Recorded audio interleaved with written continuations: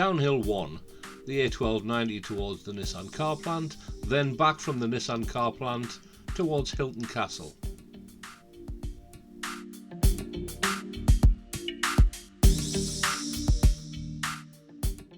Approaching the interchange, we're going to cross the roundabout and take the second exit. Signposted A1290 Nissan Offices Industrial Estate. The signpost says A1290 either lane, given the choice, left is best. Slowing down for the corner, approaching the traffic lights.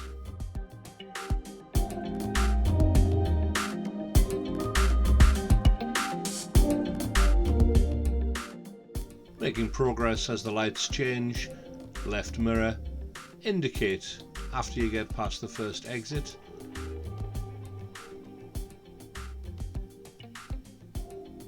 The lights are staying on green, cancel indicator, and let's make progress up to the road speed and off down the Washington Road. The Nissan Car Plant is in front of us.